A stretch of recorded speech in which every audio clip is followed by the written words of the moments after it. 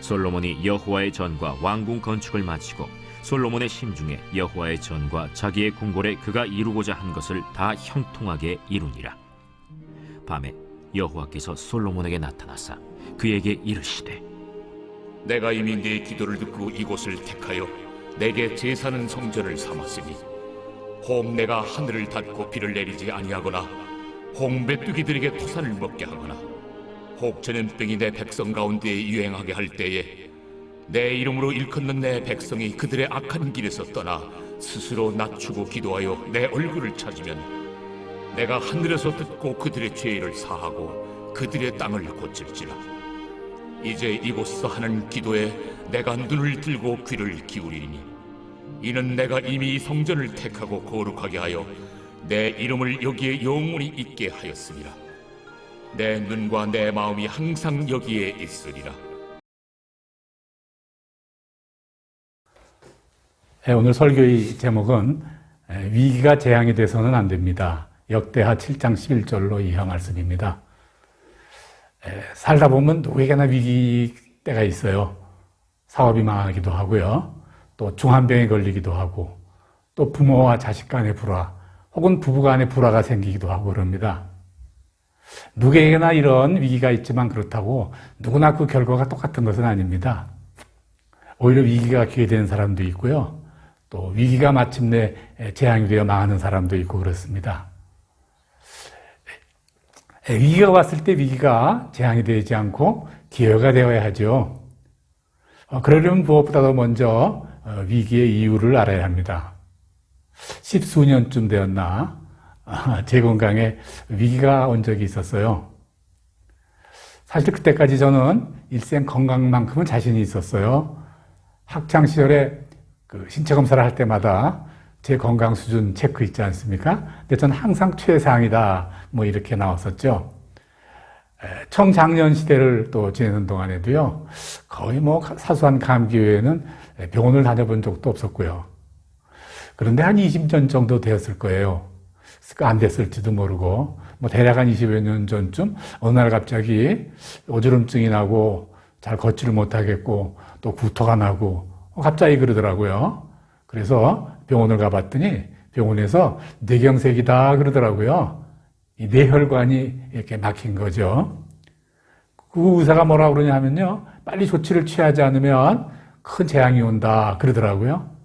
그래서 그날 밤으로 비행기표를 끊어가지고 급히 한국으로 들어가서 아주 긴급한 조치를 취했죠. 참 감사하게도 위험한 상태는 겨우 넘기고 다시 돌아왔는데, 사실 그 이후서부터는 몸 상태가 영 말이 아니더라고요. 네, 뭐 제대로 걸을 수 없는 물건이거니와 그 운전마저도 할 수가 없어요. 길이 이렇게 울렁울렁거려서. 네, 고생을 좀 많이 했어요. 근데 왜 이렇게 되었나? 나의 생활 습관 때문이었다 하는 거 제가 알게 되었어요. 제 생활 습관, 단 것과 육식을 좋아하는 식성, 저 단 거 엄청 좋아하거든요. 네. 그 육식도 엄청 좋아하고요. 뭐 지금은 그렇지 않습니다. 그런데 둘째, 그런데도 불구하고 건강을 유지하기 위한 여러 가지 조치들이 있잖아요. 뭐 운동을 한다거나 뭐 이런 거 전혀 하지 않았어요. 네. 그때부터 어떻게 했느냐? 이거 안 되겠구나 해서 내 라이프 스타일을 바꿨습니다. 뭐 단 것과 육식은 가급적 줄이고요. 또 일부러라도 야채를 많이 먹고 또 가급적이면 몸을 많이 움직이도록 그렇게 애썼습니다. 그리고 그 혈압계요. 혈압계 항상 몸에 지니고 다녔어요. 그래서 몸이 좀 피곤하다, 상태가 좀 이상하다 그러면 혈압부터 우선 체크해보고 그랬어요. 그래서 조금 혈압에 변동이 있다 그러면 그 즉시 쉬고 그랬어요. 네. 어떤 때는요, 뭐 하루에 뭐 여러 번 체크한 적도 많아요. 부끄럽지만 막 10번 이상 체크한 적도 있어요. 네. 그걸 보고 주위에서 어떤 사람은요, 너무 심하다, 뭐, 그럴 필요까지 있느냐 하고 흉보는 사람이 있는데, 전 개의치 않았어요. 네. 그래서 어떻게 됐느냐? 뭐, 보시는 대로입니다. 지금은 뇌경색 오기 전, 거의 뭐 완전해졌고요. 오히려 어떤 부분은 더 건강해진 부분도 있는 것 같습니다. 왜 그렇게 되었을까? 이유를 알았고, 그 이유를 또 잘 제거했기 때문에 그런 것이죠. 만일 제가요, 단 것, 뭐 육식 계속 즐겨하고, 또 육식 운동도 거의 하지 않고 뭐 지냈다면 어떻게 되었을까요? 네. 결과는 재앙입니다. 망하는 거죠. 그 의사 말을 그대로 빌리면요, 지금 이대로 그냥 사시면요, 여러 사람 고생시켜요. 목사님, 그 의사가 저한테 한 이야기예요. 말씀드리고자 하는 결론은 이렇습니다. 위기가 닥쳤을 때 위기가 재앙으로 연결되지 않으려면 첫째, 반드시 그 원인을 알아야 되고요. 찾아야 됩니다. 둘째, 원인을 찾았으면 반드시 그 원인을 제거하기 위한 노력을 게을리하지 말아야 됩니다. 네, 이 두 가지 꼭 해야 되죠. 네. 누구나 이 삶에 위기가 옵니다. 제가 그 뇌경색 온 이야기를 했지만 그렇게 육체적으로 오기도 하지만 또 영적으로도 위기가 오기도 해요. 영적이든 육적이든 다 마찬가지입니다. 먼저 왜 위기가 생겼나? 그거 우선 찾아야 돼요. 네. 우리 삶에, 우리 인생에 위기가 닥친 것은요, 잘못된 삶 때문이죠. 네. 그 잘못된 삶은 또 왜 오게 되었는가? 성경은 나의 잘못된 삶, 위기의 본질인 잘못된 삶은 죄 때문이다. 그렇게 가르치세요. 네. 그러니까 이 죄 문제를 해결하면 내 죄를 그치면 기회가 올 것이고 또 죄를 그치지 않고 중지하지 않고 계속 진행하면 재앙이 올 것이다. 뭐 그건 당연한 일이죠. 네. 죄에서 떠나려면 죄가 우리 인생 모든 재앙의 위기의 문제가 되는 시작인데 그 죄에서 떠나려면 그건 말만 하고 생각만 하고 알기만 해서는 안 되죠. 실제 알았으면 행동해야 됩니다. 네. 이 또 죄의 뿌리가 뭔가? 왜 내가 죄를 짓게 되었는가? 그거 알아야 되죠. 그거는요, 나의 교만과 불순종과 고집 때문이에요. 네. 교만, 불순종, 고집, 그런 삶을 내가 살았다, 그 말이죠. 무엇보다도 그걸 고쳐야 돼요. 네. 오늘 본문에서 이렇게 가르치세요. 내 백성이 악한 길에서 떠나 스스로 낮추고 기도하며 내 얼굴을 찾으면 내가 하늘에서 듣고 죄를 사하고 땅을 고치리라. 네, 역대하 7장 14절 말씀이에요. 네. 첫째, 악에서 떠나야 된다. 악에서. 네. 삶의 위기가 닥치면 우리가 제일 먼저 해야 될 가장 중요한 행동은요, 지금까지 내가 살던 길이 악한 길이었구나 하는 거 깨달을 거예요. 깨달아야 되는 거예요. 네. 뭐 어쨌든 간에 하나님이 보시기에 그랬다고 말이죠. 악한 길, 그게 뭔가? 교만, 불순종, 고집으로 사는 것. 그게 바로 악한 길이었다 그거예요. 그렇다면 더 이상 그런 삶을 살지 않도록 절제하고 조심해야 되는 것이죠. 네. 불순종을 교만으로, 교만을 겸손으로, 네. 바꿔야 되는 것이죠. 네. 둘째, 스스로 낮추고 이렇게 말씀하시네요. 스스로. 그럼에도 불구하고 내가 내 고집을 스스로 죽일 수도 없고 내가 순종할 수도 없고 내가 겸손할 수도 없구나. 자꾸 반복하고 또 반복하고 그러는구나. 내가 할 수 있는 일은 아무것도 없구나. 나는 스스로 못하는구나. 이거 우리가 고백해야 되거든요. 네. 이 고백하는 거 우리가 스스로 낮춘다. 이제 그렇게 말하는 거예요. 네. 셋째, 기도하며 내 얼굴을 찾으며. 네. 이제 그러면 기도하는 거죠. 네. 기도야말로 내가 낮출 수 있는 아주 구체적이고 지혜로운 방법이에요. 하나님께 요청하는 거죠. 하나님께. 네. 나 할 수 없습니다. 네. 하나님이 나를 좀 도와주세요. 그러는 거죠. 내가 하늘에서 듣고 죄를 사하고 땅을 고치리라. 그렇게 해주시겠다 약속이에요. 네. 악한 길에서 떠나 스스로 낮추고 기도하여 하나님의 얼굴을 찾는 것. 그것을 우리가 기도라고 말한다면 그것은 또 우리가 회개라고 말할 수 있는 겁니다. 회개. 예. 기도와 회개는 같이 다녀요. 같이 다니는 겁니다. 뭐 기도 따로 회개 따로 뭐 그런 거 아닙니다. 따로 떨어질 수 없어요. 네. 인생의 위기를 기회로 바꿀 수 있는 오직 유일한 비결. 그거는요. 회개하고 기도하는 것입니다. 네. 우리 삶에 닥친 위기를 우리가 기회로 만들고 개선하고 싶다면요. 회개하고 기도하시기를 간절히 권합니다. 기도, 하나님과의 호흡이죠.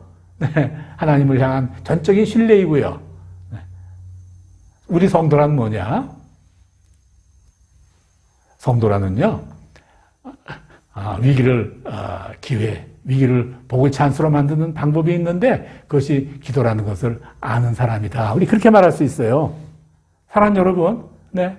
혹시 우리들이, 여러분들이 만일 위기에 처해 있는 상황이라고 스스로 인지한다면 지금 즉시 한순간도 늦추지 말고 회개와 기도를 시작하기를 주 이름으로 간절히 축원합니다. 그러므로 우리가 위기가 왔을 때 기도할 수 있다면 그 축복이죠. 이제까지는 기도할 수 없었고 기도할 필요도 느끼지 않았는데 이 위기가 닥쳐서 내가 기도할 수밖에 없구나. 기도해야 되겠구나. 그 방법뿐이 있구나. 그거 우리가 알게 된다면 그 축복입니다. 네. 하나님은 우리가 기도할 때 항상 우리의 필요를 채워주세요. 네.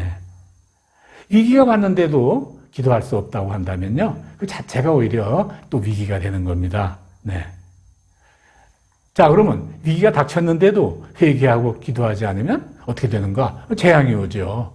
네. 성경에는 위기가 닥쳤을 때 회개하고 기도하지 않아서 재앙이 닥친 이야기가 아주 많아요. 그 중에 한 사례를 소개하겠습니다.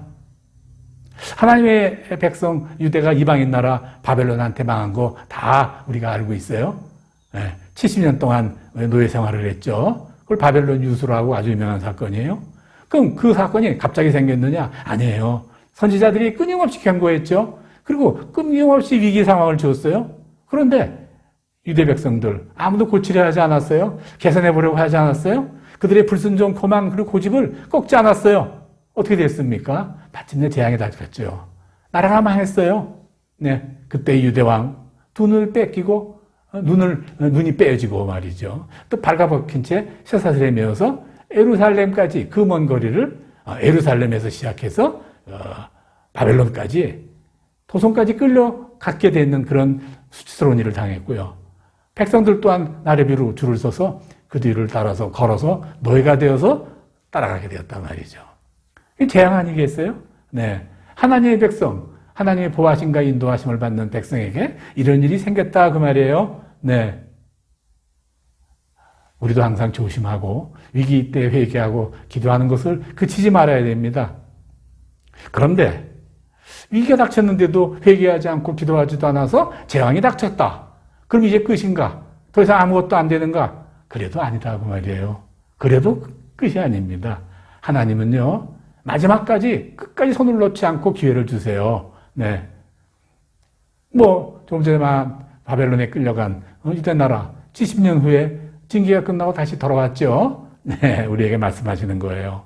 사랑하는 여러분, 지금 우리의 상황이 위기일 수 있고 어쩌면 위기를 기회로 만드는 시간을 다 놓쳐버려서 이제 막 재앙 속에 들어와 있는 그런 상황이라고 할 만한 그런 상황일지도 몰라요. 그런데 그건 문제가 아니에요. 네, 너희가 내게 부르짖으면 내가 와서 기도하면 내가 너희 기도를 들을 것이요. 너희 기도를 들을 것이요. 하나님의 약속입니다. 회개하고 기도하면 회복된다 그 말이에요. 환난 날에 내가 주께 부르짖으리니 주께서 내게 응답하시리이다. 시편 8장 6절에 7절 말씀이에요.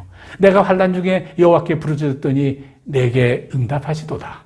이 또한 시편 120편 11절 말씀이에요. 예. 마지막 순간까지 우리가 비록 재앙에 처해 있을지라도 번번이 위기를 놓쳐버릴지라도 기회를 놓쳐버릴지라도 하나님은 다시 회복시켜 주신다는 우리에게 약속을 하시는 것이죠. 오늘 각 곳에서 온라인으로 함께 주일 예배를 드리는 사랑하는 성도 여러분, 우리 기독교는 사실 체험의 종교입니다. 네. 회개와 기도로 위기를 기도로 만들어주시는, 기회로 만들어주시는 하나님을 체험하는 것. 회개와 기도를 놓치고 지금 절망의 상태에 빠져 있을지라도 그럼에도 불구하고 하나님을 붙잡으면 하나님께서 그 손을 다시 잡아주시는 그런 체험의 하나님을 여러분들이 체험하셔야 됩니다. 혹시 지금 완전히 망해버린 상황일지라도 포기하지 마시고 회개하고 기도하시기를 권면합니다. 회복될 것입니다. 그런 놀라운 축복이 모두에게 임하기를 간절히 축원합니다. 아멘.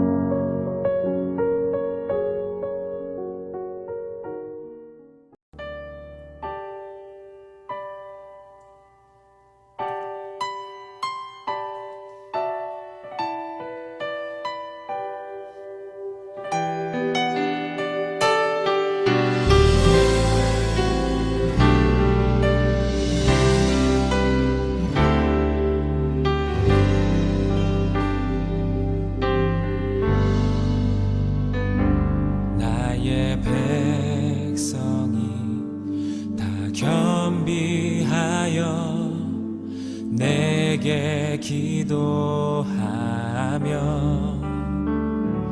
나의 얼굴을 구하여서 그 악한 길 떠나며 하늘에서 듣고 죄를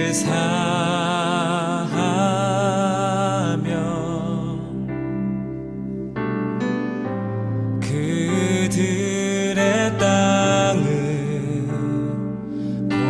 고치리라.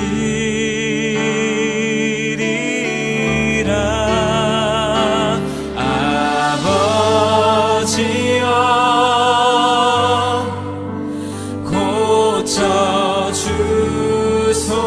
고쳐주소서.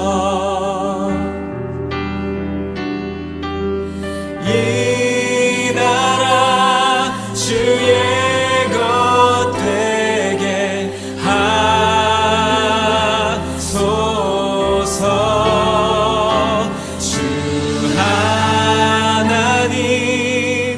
간절히 기도하오니